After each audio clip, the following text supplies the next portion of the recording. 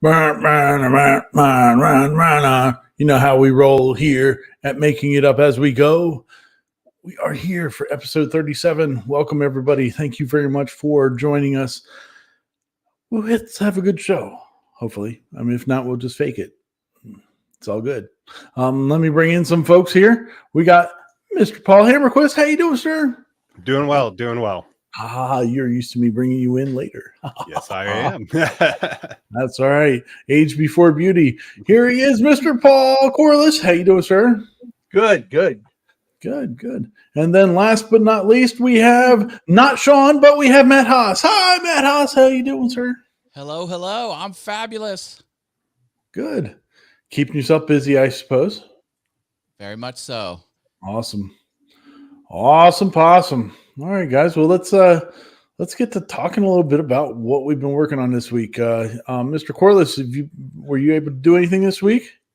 Well, no, but my wife's home from the hospital. That's good news. That's the important part. On a computer-related subject, I got my taxes done. That's important as well. It's been a productive week. There you go. That's all you can do. And you did at least look at your 3D printer. Oh yeah. It's right there. Yep. See that, and that counts itself. You're good to go. You thought about it. Yeah, I thought about it. Yeah. There you go. Hey, I get how that is. It is not easy sometimes to carve out time to play. What about you, Mr. Hammerquist? What have you been up to this week? I cleaned the garage. Ooh. I did. Why would you do that? So I can start painting and have room to work on my next project. So I got one of them done, and then I tried another project, but I didn't hold down my material well enough. So so it didn't carve out the lid well. Hey, base came out fine because hey, screws, but it's the top of the lid, so nobody's going to see it. Yeah, well, I'm gonna take my Dremel and Dremel it out, so at least it'll sit flat and finish her up. Sweet. I like the way that goes all the way over, and you have a lip at the bottom. That's kind of neat. Yeah, it's the first time I did it, and I was like, "Cool, this is gonna go great, no problems." Right off the bat, I'm like, yay. But that was my fault. I used the double-sided carpenter's tape, and at first it was fine, but then as the cut went on, it started shifting. Oh wow. So carpenter's tape or carpet tape? Carpenter's. What's carpenter's tape? It's like carpet tape, but it's supposed to be for wood. Oh. So double-sided tape, and it didn't work well. I've used it before, but I think I'm gonna go back to painter's tape and just stick with what I know. Yeah. Until I get a hold down system. Yeah. So sometimes, I mean, even that, you can always have an issue with it any way you do it. Yeah. Especially like on those big pieces where with the painter's tape, the corners coming up and not everything just staying flat. So, but nothing screws can't fix. There you go. Good times. What have you been working on this week, Mr. Haas? Well, just finished up 5 projects on my new laser, but I am focusing on 2 laser art pieces, fine art pieces, for an upcoming art auction where I will be one of about a half dozen featured artists. It's an online auction, and cool. Nice. So this is one of the ones that you talked about during that video. Yes. This is the current idea. This is an Alice in Wonderland inspired piece of art that will be 7 layers deep, and there'll be very thin plywood stacked up 7 layers, and obviously it's Alice looking through the forest, and there's all kinds of little hidden stuff in there, teapots, and then the Cheshire cat and keys and teacups and things like that. So that's one thing I'm working on, and I was going to fire that laser up this evening, but I'm like, you know what? I think it's going to be first thing in the morning, so I'm going to do that. And then I'm So working on did you create that image, or is that something that you found? a little bit of both. I found several of they're called light boxes. You can find them along a lot of the Cricut cutting website. Cricut is the the paper cutter, CNC paper cutter machine. But I couldn't find one that I liked, so I smashed a couple of them together and then rendered some of my own elements on there. So I sort of have like a super, Sweet. super version of it. And Awesome. I'm working on a marquetry piece of an evil flying monkey from the Wizard of Oz, but it's sort of just inspired by the evil monkey. It's not like exactly. Actually, it's way more evil looking than what appeared on the screen. And believe me, when I was 7 years old watching The Wizard of Oz, those were evil monkeys. But Hell yeah, they were. but what I'm doing is way more evil. And that one, this one I plan to paint maybe similar colors to what you're seeing here. But the marquetry evil monkey, just the colors of the wood are going to be the color of the piece. So no stain, no paint, just Nice. the wood. Now, Matt, in that one of Alice in Wonderland, does the light come from the white paint, or do you have LEDs in the back of that? It's just going to be white paint. That is the idea. Okay. Although, if I did light box it, that would be an interesting feature. I've done other artwork before where I've painstakingly put LEDs in it, and there's just very small parts of the well, I can show you. It's pretty badass if you want to take a look at it. It's right over here. I have to get out of my seat for a second. Yeah. You're cool. Yeah. I won't be able to hear you while I'm gone. Okay. All right, we'll one talk about second. you. That's all I need. Oh, that Matt Haas. He's wasting so much of our time doing this crap. I mean, I don't know what we're going to do with this guy, but he thinks he's all hot talented shit. guy. Yeah, he thinks so. But man, he's such a good Awesome. dude. Hey, Matt. Yeah. I made this a while ago. Oh wow. Oh, And Oh, nice. there are LEDs in the background, and the eyes light up red, and then this thing lights up white, and that's it. So all that work just to have these two little areas. That's cool. See if I can turn it on. If it'll work. Doubt it. I can manipulate it from the back. See if it'll work. Al, you better watch yourself. No, battery. Oh, there it went. The light went on. Oh yeah. Yeah. Believe me, the eyes glow red too if I would have batteries on it. But That's all good. anyway. We got you at the last second to grab that, so and it doesn't work all the way. It's to be expected. It's okay. We'll forgive you this time, Well, Matt. I built that a couple years ago. Yeah, so I'm no stranger to LED in my artworks. Sweet. But yeah, Yeah, those are both going to look really cool. I think so. And hopefully someone bids on. I don't have details about the auction yet because it's not live, and I'm not exactly sure when it is. I think it's the second week of April, so it's right around the corner. I got to get cracking. Well, the other thing we got to get cracking on is Maker's Rock, because Maker's Rock is 41 days away. Oh yes. Yes. April 26th is the published date. It's Maker's Rock. it is sneaking up on us quick. So go join in there. You want to tell us a little bit about it? Sure thing. It is what I like to call the largest collaboration on YouTube. It is something for makers who have a YouTube channel. Okay.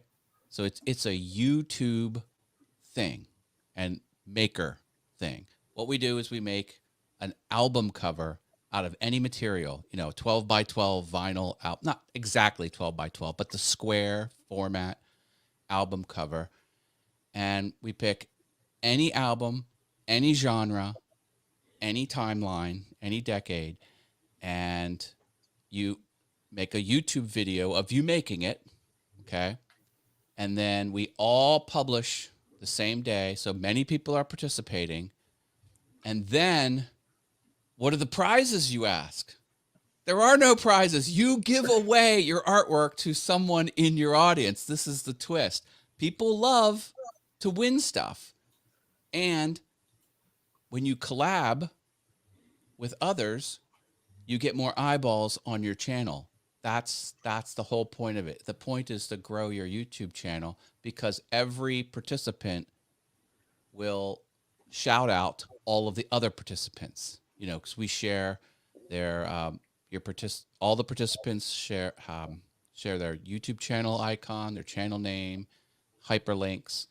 As a matter of fact, all of that's done for you because we collect all that stuff and give you an asset package, and you can download the asset package. And there's a little audio clip of a song a former participant created, so it's royalty free. You're not going to get dinged on the copyright system.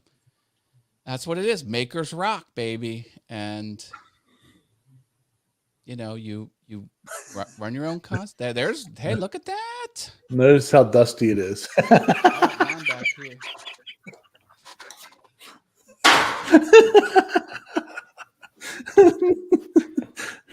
That flew really good. This was- I could not have done that again if I tried. Oh yeah, there you go. This was made with my 8-inch by 8-inch portable laser that Adam Stack sent me as a what do you call it? A review unit promotion. Yeah. Yeah. So they said, here, you can have this for free, make a video. And I was like, I'll take it. So that's why each one of these squares is less than 8 by 8. This wasn't like one run. I did it. But, that's Makers Rock. It's a square album cover. It's awesome. I'm really liking this artwork too, because I think it came out really well with the painting and the laser cut letters. Fun. Turned out good. I like to have fun. Mine didn't. Listen, life gets in the way. It's all good. It's all good. It's all good. Well, we're going to try again this year. And if nothing else, I'll just promote the bejesus out of it for you. So I get nothing out of it. There's no monetary. Oh, but piece. yes. Oh, yeah. I was asking it. So you didn't give yours away? Oh, no, I made 2. Yes, Yeah. I gave it away. I make 2 when I can. And I didn't do it every year I participated, but most years I make 2. So I get to keep one. Yeah, for sure. Yeah. I I didn't give mine away because it was garbage. I didn't finish the I was video. just going to say, I usually make 2 of stuff because I ruin one of them and the other one's a survivor.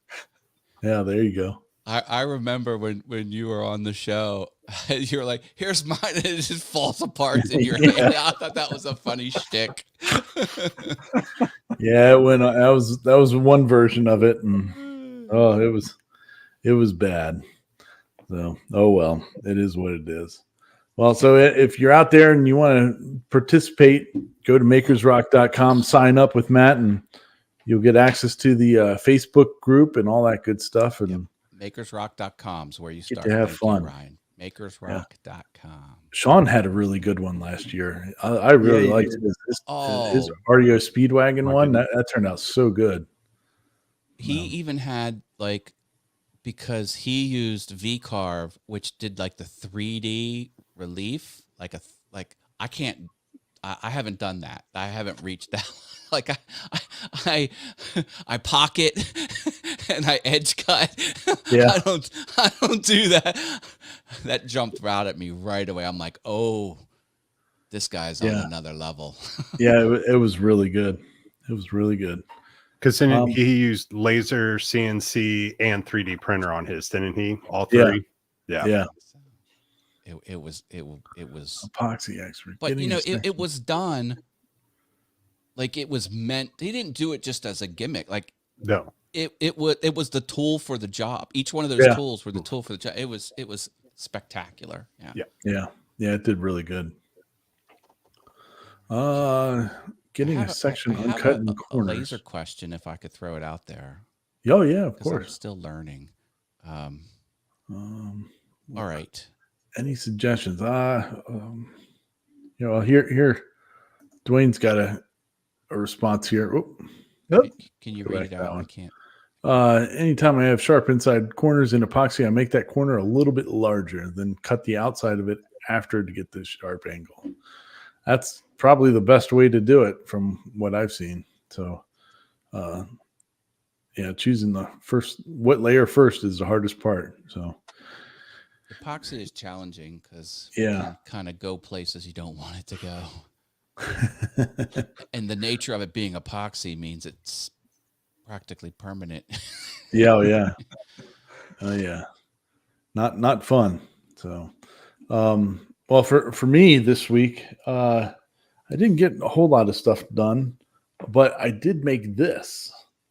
This is one of the airless basketballs for on the 3D printing stuff. So this is 50% of the size of the real file, but it How many hours? it took about 18, 19 hours for it to print on the Bamboo P1S back there, and it is gorgeous. What a beautiful print. The bottom part here where it had some supports, because it's round and you're printing up, so it had some supports on the bottom here holding it up so it could build up. They didn't come off as cleanly as I would like. You can feel it's a little bit rough through there, but pretty awesome. The amount of retractions going through there, people want to test a 3D printer out for how well it does retractions and stringing and all that crap. That's what you want to do, because that's millions of them going around each layer. So Now, did that get printed in two halves and glued together, or is Nope. it printed in one piece? That's just one piece. Wow. And now it's And- the bounce test. Here on the desk, it's not so bad. I don't know if I'd drop it all the way down to the floor, but and it even, like, where's it at?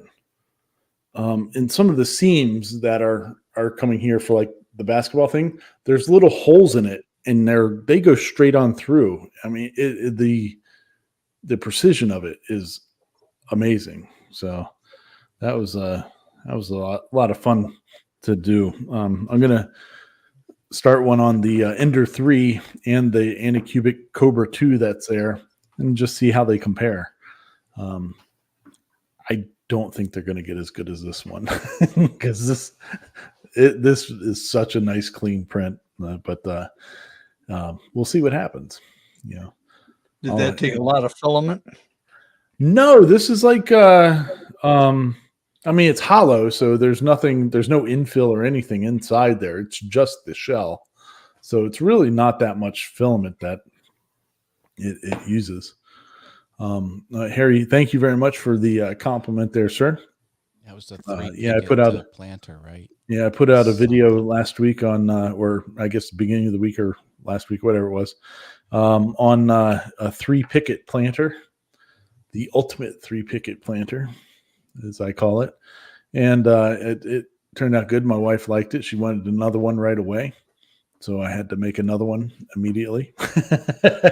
I would imagine that's like a batch-friendly type of project. Yeah, it will be. It's definitely a batch-friendly project. I can see you cranking out 2 dozen at a time. Making one, it takes about an hour start to finish. But I could definitely see, if you're batching them out, you could you could cut that time, the overall assembly time and all that for one under 45, maybe closer to 30 minutes, for all the gluing and nailing that you're doing to get it all together. But it was fun. That was a fun project to do. And I think I'm making some for other people right now. So we'll knock those out this week. Now you just need to get one of those robotic arms to do all of that. Yeah, right. Change the salt, diagonal. It's still CNC. Yeah. Yeah. It's working on it. Yeah. So, pick up the board, put it. Yeah. Yeah. Dwayne says 1 hour per planner and filming it. Now it's 12 hours. Yeah. Well, that was a good thing about doing a second one, that I didn't have to worry about trying to film or anything, because then I could really see about how long it took to do it. So the first one took quite a while with trying to film, even though my filming is pretty crappy. But it was fun. A fun project to do, and maybe we'll do some more of that stuff down the road.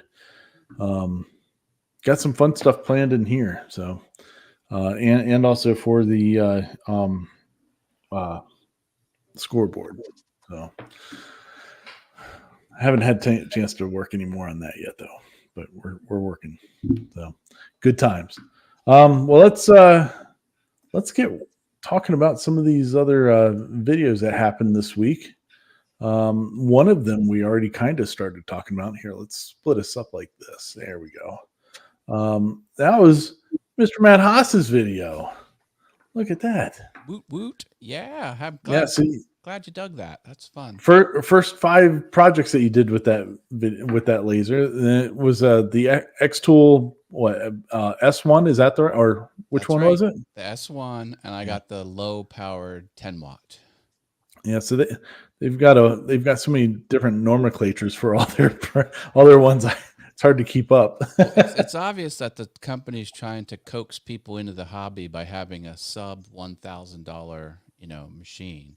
Yeah. But with the honeycomb bed and the blower, it's about $1,200. But still, that's doable for many, I should say, for many. Yeah. If you're serious about trying to get into the hobby, it's at least a good starting point to get into, and for a full enclosed machine and all that stuff. You can go cheaper with an open machine, but you just shouldn't. It's just dangerous. That little portable one I mentioned is an open machine, and I would have to bring it out on the porch. And yeah, no more of that. Yeah, I got a lot of these, sitting around, me here too. Some of these things. Yeah. So you've been diving headfirst into the laser stuff here recently, then? Oh yeah. And I have a technique question about something I'm trying to do. If I could throw it out when it makes sense. Yeah. Whenever you want to, man. Okay. What do you got? Here's the deal. When you do those little square tests, some of them are cut tests and some of them are how intense is the shading test. Mm-hmm. So it'll say, 5%, 10%, 20%. And then you can see where the light and the dark stop. They're cool. I like that. I like that because it is like one continuous square of burned in darkness. Okay. How do you do that in Adobe Illustrator? Because when you bring that into your laser program, now I'm using the XCS because that works good for the X tools, but I also have Lightburn. But what Illustrator will do is say, what percentage of black is it here? And then you could do a gradient down to this percent, like 0 to 100% black. But when you bring it in on that little grid, it doesn't work like that. In other words, you have to kind of treat that gradient as a photo, and then the program says, well, do you want like a hash tone pattern, or do you want like a hashing pattern? Mm-hmm. Like, can I just have it be like solid burn, but solid 10% here and solid 80% there? Like, I don't know how to do that in the design software and have it be a complete gradient, not Instead just of blocks. the little squares, you want it to go from like 10 to 90% in a That's- column. That's right. That's right. Ooh. I got it to work if I did like the old hash, like the halftone pattern, like you're looking at an old timey printed newspaper with the dots, and the dots are real big where it's light, so it lets a lot of the page through, and the dots are real small at the dark end. Yeah. But I don't know if I want dots. Like, I just want because here's the thing on the marquetry piece where I'm going to do a monkey, the evil monkey. It's going to be the little shapes of his face. His face is real wrinkly. It's really evil looking. What I was going to do is take each individual little sliver and then stick it into hot sand. So you take like play sand, like children's play sand, put it in a pan, put it on the stove, heat the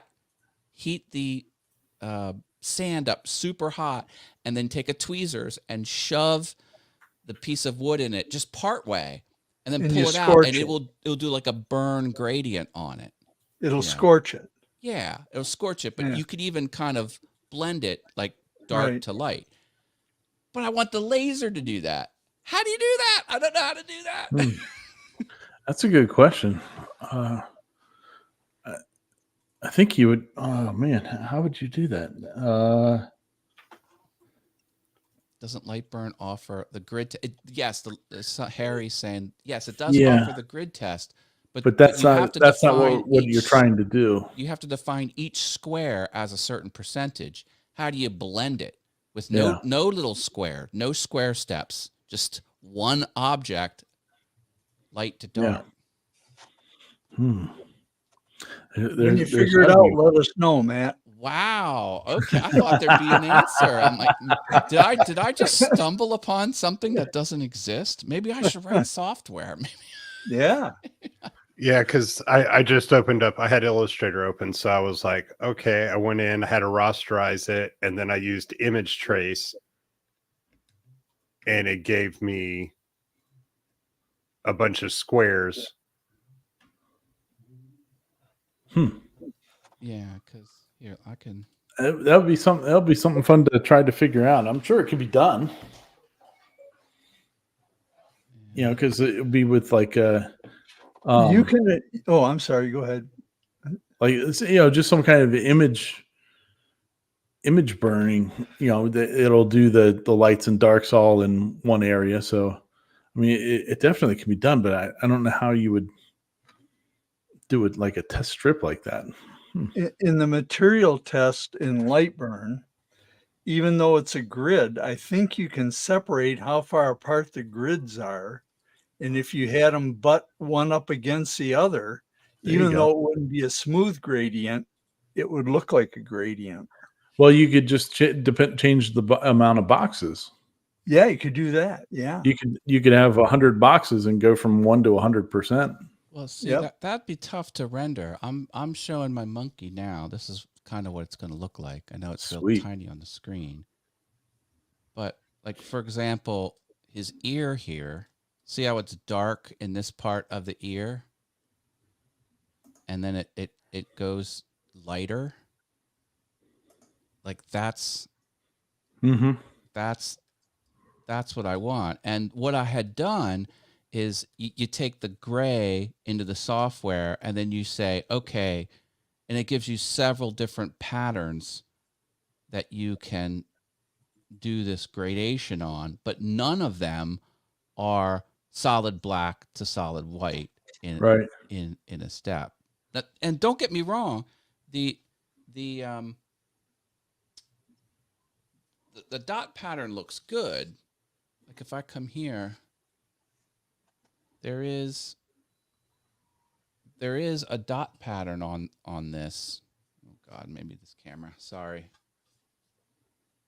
I don't know if you can tell, but like they're very small dots. This outline in the mushroom and Yeah. the eyeballs on the star, and it doesn't look bad. And I'm like, okay, I'm just gonna use that for the monkey. But I don't. If I Hmm. don't have to use the dots, I won't. There's got to be a way to do that. Yeah. There'll just be some thinking about to get it done. That's gonna look killer. Oh man, Yeah. it is Yeah. menacing, and I'm gonna put this this outline around it, which will probably look something more like this. It's hard to tell, but like his wings are gonna come like over. It's hard to really tell, isn't it? It's hard to get. There you go. So like the wings are going to come over this, because this is going to be different colored wood. This little frame, and his chin's sticking over it, and the fez is sticking. But like his torso's behind it. Wow. And the teeth are going to be like super white. Oh, I have the wrong camera here. Anyway, That's gonna be a fun one. I hope if I can pull it off, it will be a masterpiece, but it's going to take all of my artistic skill and all of my advanced laser operation skills. Yeah. Whew. And if no one bids on it, I'm going to keep it myself. Hell yeah. Thank Hell you. yeah. Thank you for considering my question. Oh, no problem. That's a good question. I There's no gradient function in Lightburn, is there? Well, if you right click on the image, go to adjust image, and then in the image mode, change it down to grayscale. It does look the same, but it doesn't do the dithering or the, oh my gosh, halftone look to it. It actually looks like the imported gradation. So,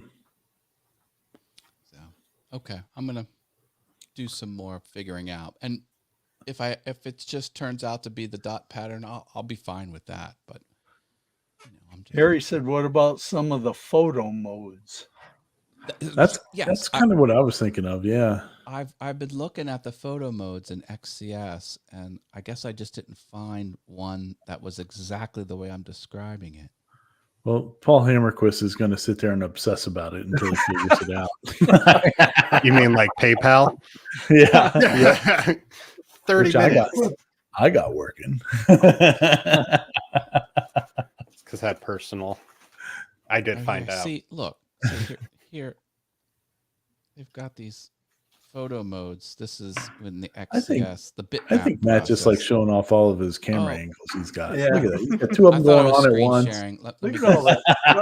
Look at all those buttons he's got. I Man, know, right? I pushed the wrong buttons button. and sliders and Share screen. There we go. This, like the bitmap mode is these weird. Maybe this is an old one, but each one of these is a different like hash pattern. Hmm. They're trying to. I don't know.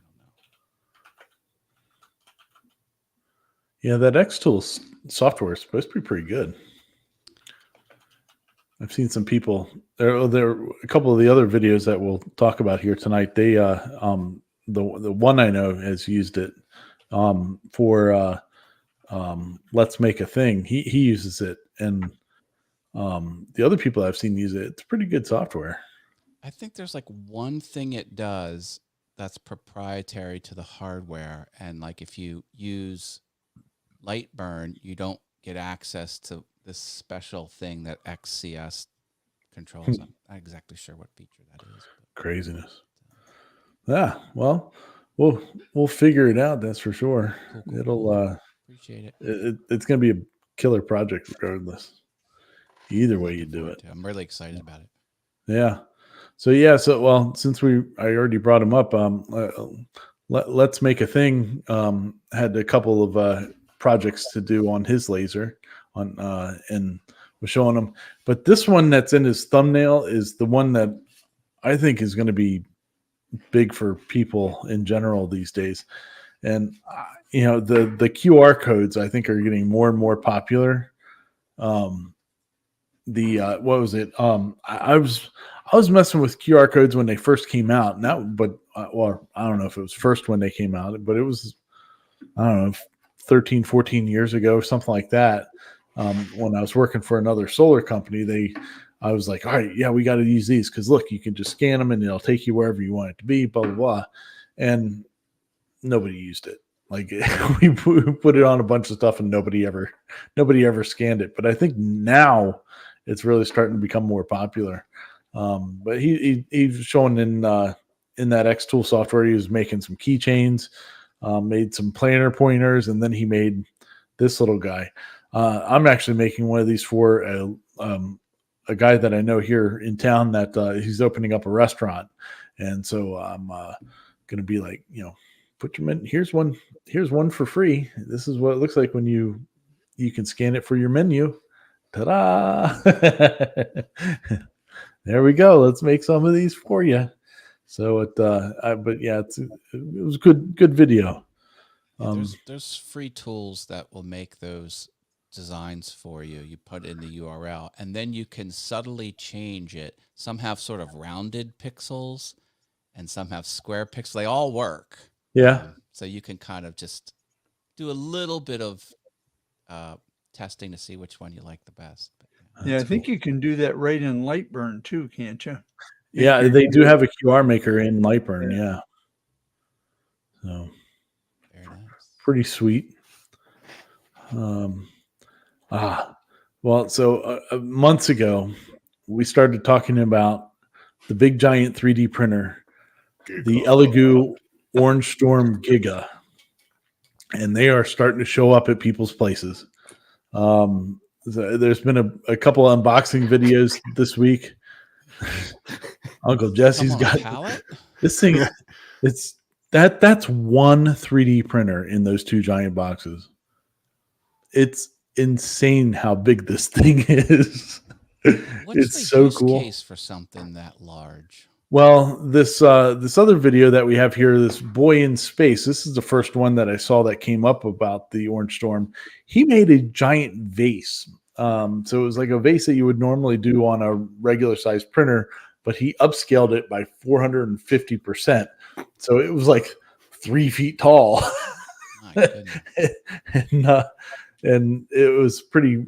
And it came out. It came out okay, relatively speaking. You could make a full size Oompa Loompa. Oh yeah. I had. If I was to get one of these things, I have plans out the wazoo for it. Like some big dumb crap that I would love to make. Aren't 3D printers, the higher you go, the exponentially more likely you're going to have problems because of wobble? Yeah, it can be, but this thing is built really well. Like I was really, looking at the Uncle Jesse one, like when he was doing his live stream, when he's pulling out all the parts. And I actually watched the assembly video from Elegoo. They've done a really good job with it. Like it's not just 2020 extrusion just thrown around in a big box. I mean, it's all finished really nice. The coatings on the surfaces of the extrusion that they use is really nice. I think it's a pretty impressive machine, but I think it's really funny that it comes in these two giant boxes. It's so awesome. Is the smaller giant box just like the power supply?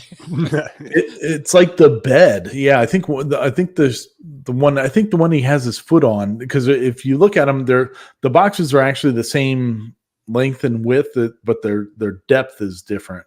And the one is the shorter one has like the bed in it and stuff like that, and the other one has like the sides. But it was pretty funny.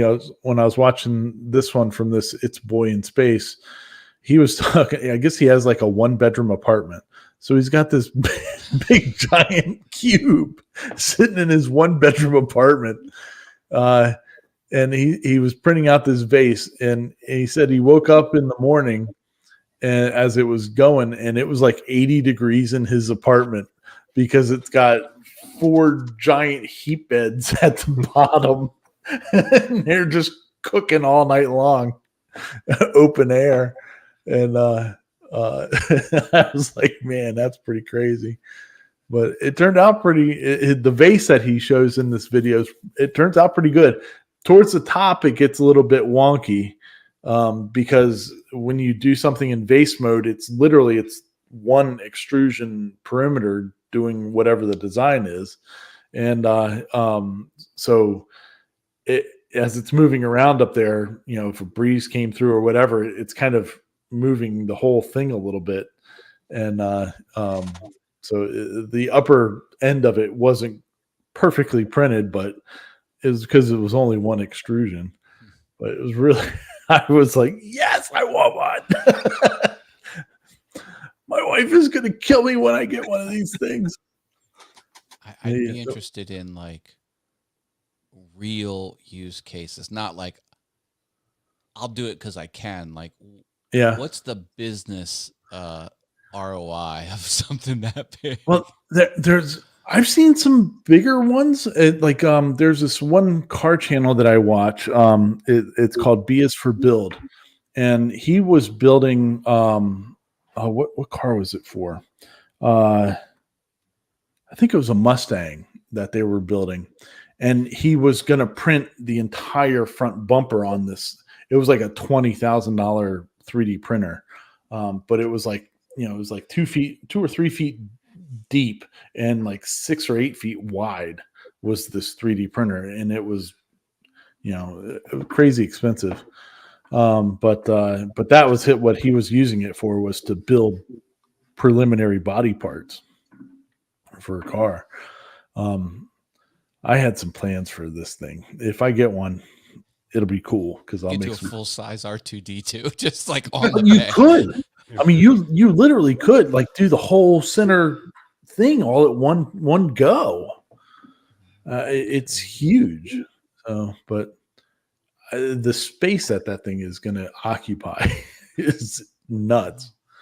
And I think I would want to enclose it, like just because of how the heaters on those base plates. I mean, they're cooking. I'd want to like bolt the vertical struts to the wall so there'd be no movement. Yeah, it's pretty neat though. But man, it's going to be fun watching some of the videos that come out with people making stuff.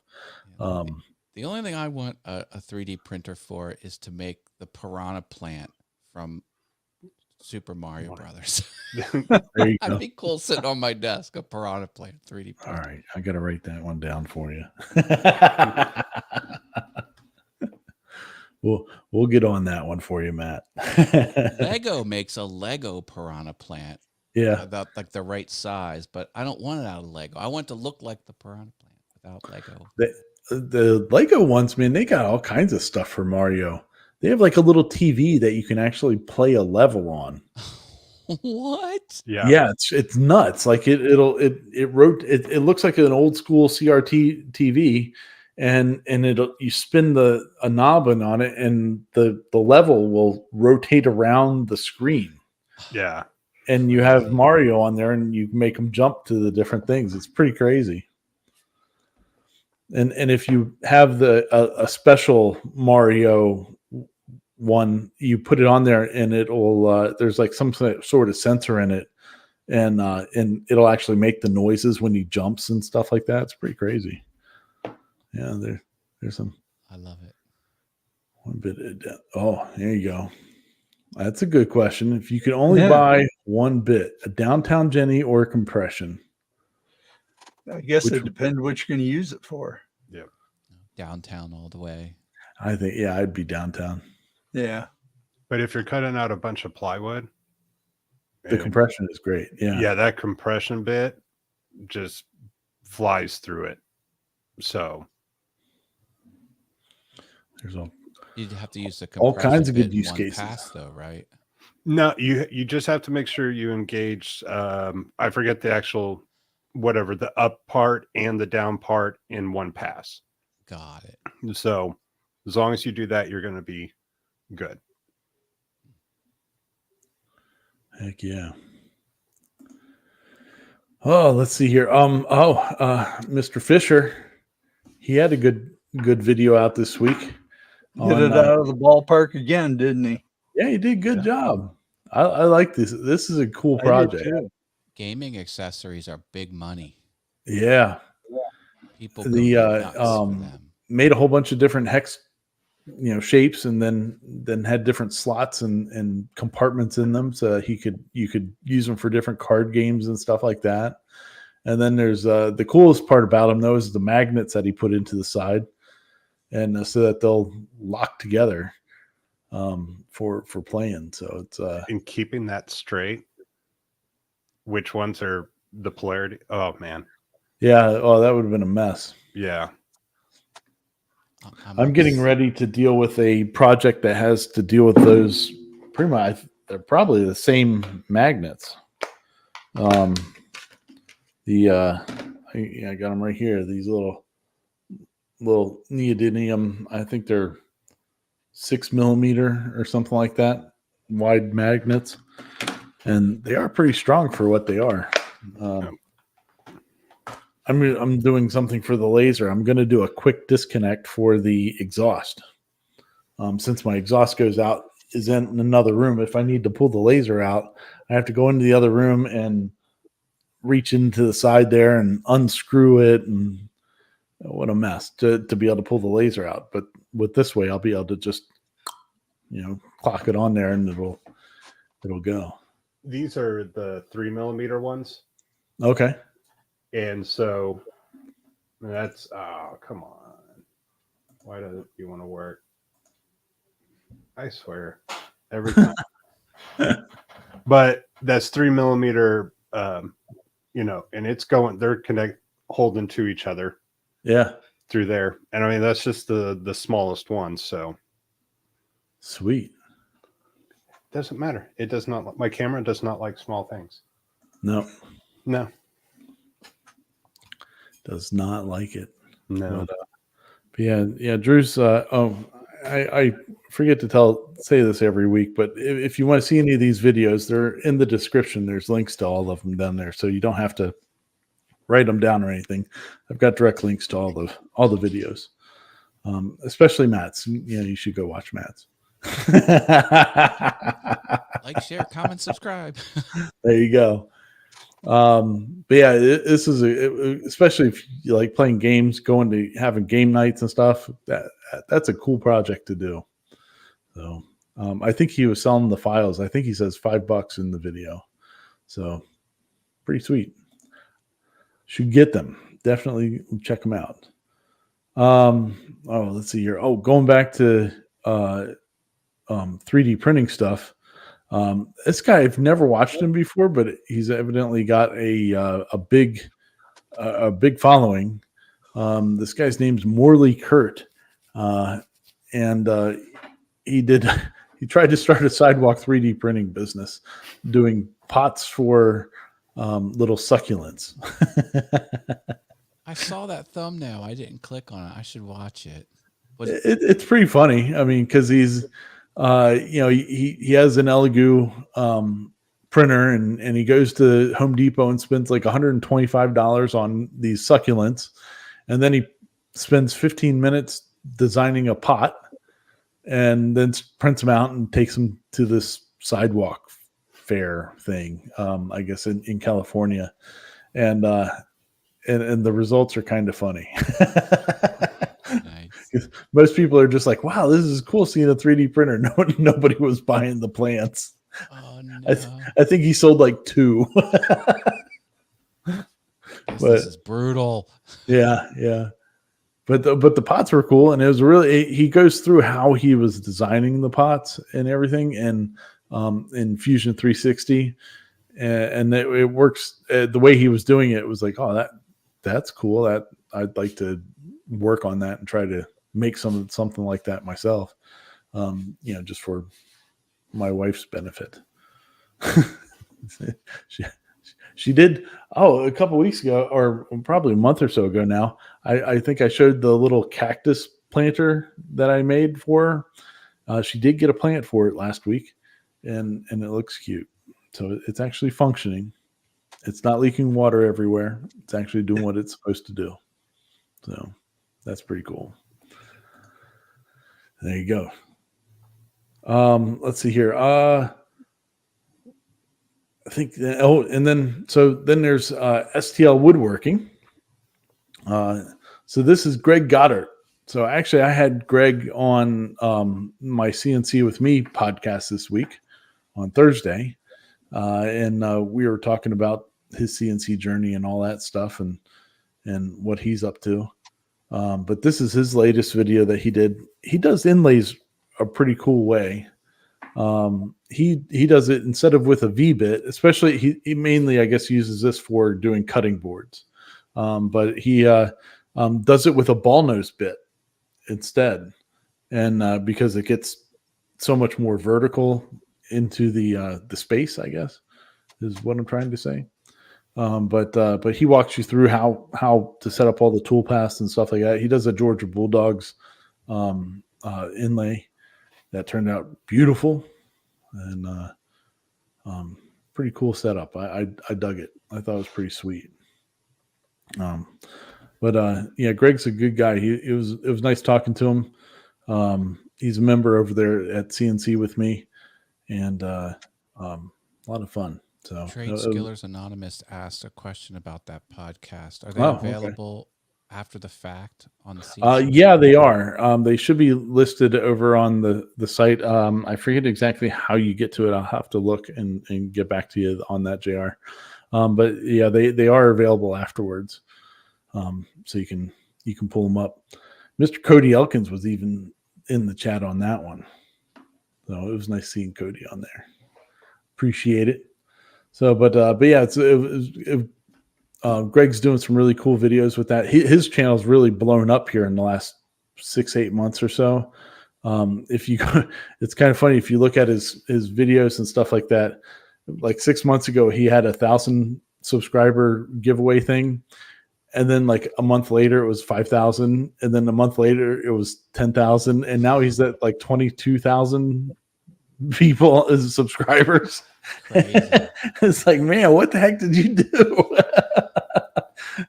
He doesn't know. He's like, I don't know. It just happened that way. But he caught the algorithm, obviously.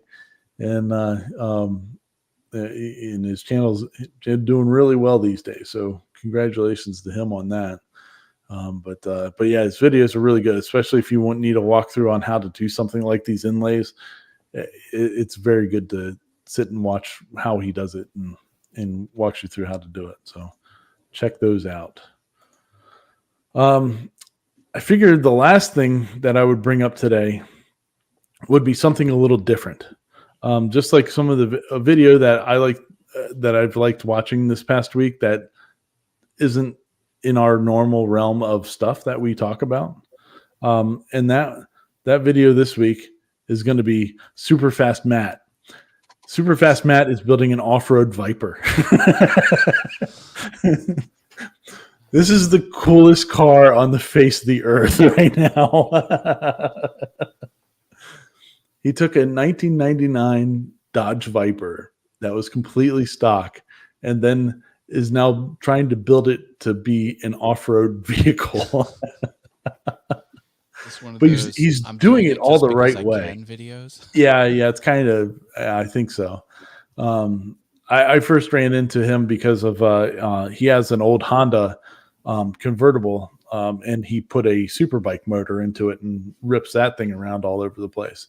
And I enjoy his style of video. He's very dry and snarky on some of his comments that he's making about his own inability to finish a project or to do something properly. He's like, oh, I said that was something for future Matt. Well, it's future Matt, and it's still a problem. He's pretty funny. I definitely enjoy his videos, but the off-road Viper is a cool project. He's redoing the suspension and everything. It's not like he's just putting some bigger springs into it and saying, here it is. He's redone the whole underneath of the car to make it go. And it's pretty sweet. It's just such a random, odd project to be building, and it's awesome. So check it out if you want to see something fun and odd at the same time. Let's see here. That was the last video that I had for us for this week, but let's check and see what anybody else had any other questions or anything like that we needed to check out before we roll out of here. I think I got an answer for Matt. Oh yeah, You know me. Cool. yeah. You've been working. Yeah, grayscale. Okay. What I was talking about earlier. So You're in Lightburn. Okay. yes, Lightburn, and if you do the adjust image and you change the image mode to grayscale, if I'm reading this correctly, it's going to take your max power and your min power and convert that grayscale like so. So 65 would be here, and that would be your darkest color, with 0 being your minimum. Or so it's something you're gonna have to play around with, but I would look at the grayscale Okay. when whichever software you're using.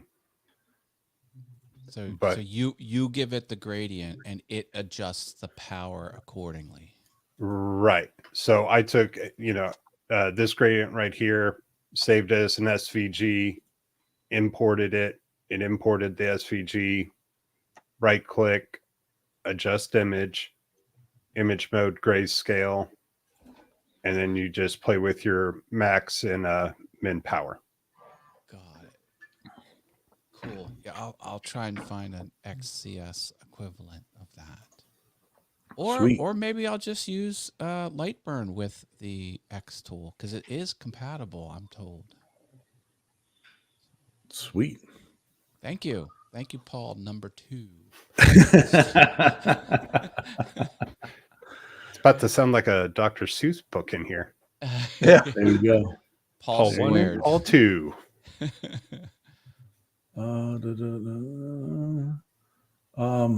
Can't forget Paul's messy workshop. Got to keep it messy. You got to keep it messy. You'd be real proud of me. My shop is a wreck. You ready to open the Pennsylvania chapter, are you? Oh, I think so. Well, I was cleaning up the lawnmower blade, and so I had the wire wheel and like all these metal and caked on grass just splattered everywhere. Oh, geez. Quite the mess. My blades, you could shave with my mower blades. That's how sharp. Nice. That's good. That's good. What's Jerry saying here? He's got a bunch of ammos on bits, but would like to buy one from Cody to try out. Oh, he's got Sane sent him a couple CNCs to review, so that'd be cool. Yeah. So If you go to Cody's bits, you'll never go back to anybody else's. sure won't. That's for sure. That is for sure. Our buddy Mr. Cody there, Cadence Manufacturing Design. He's awesome. Did cut Super my work awesome. like butter. I used the V-bit, the downcut V-bit, the Oh, groovy yeah. Jenny. Oh, those are so nice. Yeah. Oh, and Kenneth is saying that Morley is great. He does magic to a palette. Okay, so I'll definitely be watching some more of his stuff then, check him out and see how that goes. Oh yeah, I'm and learning that ball nose bit engrave technique because that piqued my interest. yeah, it's pretty cool. There's a question for you out there. Okay. Oh yeah. Well, Mr. Elkins has one here. Cody also says he wants to try Willie's wood honey. Yeah, that was mentioned in the Fisher shop at video. There's a new product out there, Willie's Wood Honey, and it looks like it's a nice finish for putting on stuff. Yeah, that'd be nice to try. I'd like to try that too. Let's see here. Oh, and JR's coming to us now from the Hilton in Atlanta. Oh, that's very cool. That means move is happening right there. Hopefully you're not sitting in the hotel for too long. You get into that nice, beautiful house. Whew. All right, so let's see here. Cody's saying he's seriously considering a Bamboo. What are your thoughts on the Carbon versus the P1S? Out of the two, I mean, really it depends on what material that you want to do / how much money you want to spend. Really, the difference between the P1S and the X1 Carbon really isn't all that much in my eyes. You do get a big color screen on the front of the printer. I think you get the hardened nozzle, and the sides are aluminum compared to the P1S that has the standard nozzle in it, non-hardened. So doing abrasives, you need to change nozzle out before you can do abrasive stuff. And I have plastic sides, and there's a screen, there's a little chintzy screen there on there. But to be honest with you, I haven't used that screen one time. I've only been using the app and doing it from Bamboo Studio. So I was really hesitant about that at the beginning. Like, was like, oh, this is I'm going to hate not having a screen on there. But in reality, I've never even plugged an SD card into this thing or anything. I send it all over the Cloudways and do it that way. And you get spoiled really quick on it that way. I think I don't leave the printer on when I'm not using it, even though it is on right now because I had just pulled this guy off of there. So I wouldn't recommend leaving it on all the time unless you're actually actively printing. But I think the money savings for the P1S is the better buy over the X1 Carbon. But I haven't had my hands on an X1 Carbon. I mean, I've seen them and been up close to one, but haven't operated that compared to this one. So I can only tell you I like this one. And I justified buying this one over the X1 Carbon. So, Jerry saying X1 Carbon with the AMS to Vegas was like $1,680. Yeah, and this was, so it's, that's $600, $700 cheaper. So I would pull the trigger on a P1S before I would pull one on the X1 Carbon. So that's my 2 cents on it anyway. Also, JR is going to be in the Hilton for 2 weeks. Nice. Very nice. Did they fix the potential fire issue? That's with the Bamboo A1, which is their open frame bed slinger machine. And I haven't heard anything else out of them since that issue came to light and they started doing the recall on it. They were saying in the original emails and all that were going out that it was going to be a little while, the end of March to May, somewhere in that time frame before stuff was sent out. So I guess they're working on it, but nobody's made a official thing on why that was happening or that potential was there, stuff like that. So, yeah, but it's all good. Let's see here. Oh yeah. Earl bought his P1S the same time that I did, and he loves it. Yeah, they're a good machine. I don't want to be such a homer for them, but It works, and it works good. So good times, good times.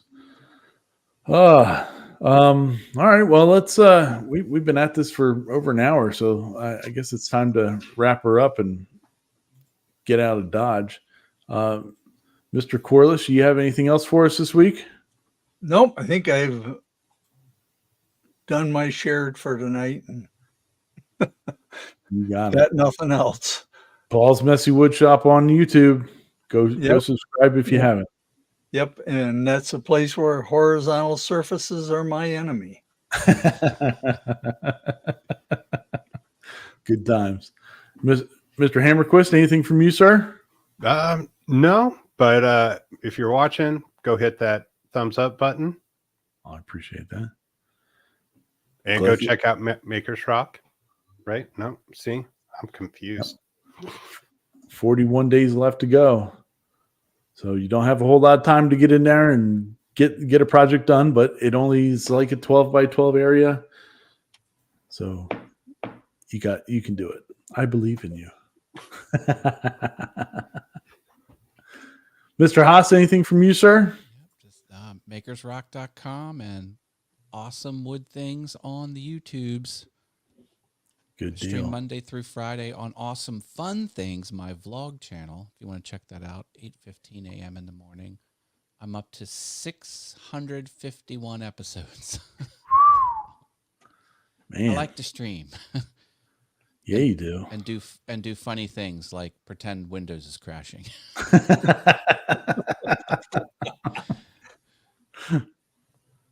I'm ready for that just to happen normally. There's all my YouTube channels. I play the There you piano too. Yeah, how's the piano going? Good. I bought a hell of a piano over here. You can put that sucker on the stage. Wow. One of my best investments, and plays like a dream. And it's going good. I think my skills have leveled off. I think I'm gonna really try and ramp it back up again. Get a Cool. lot of enjoyment out of it. Nice. 80s, Awesome. 80s hair bands on the piano is kind of my thing. Because you don't think a piano should play 80s hair bands, but they sound amazing. It's awesome. Well, thanks everybody for joining us. Thanks, Matt, for joining us. I appreciate it, sir. Yeah, thanks for having me And on. it was good catching up with you. And Paul, as always, appreciate you guys coming on, hanging out. And I guess we'll see everybody next week for number 38. Nanu. So good times. Awesome. All right. Well, everybody have a good weekend. We'll see you next time. Good night, Peace everyone. out, sauerkraut.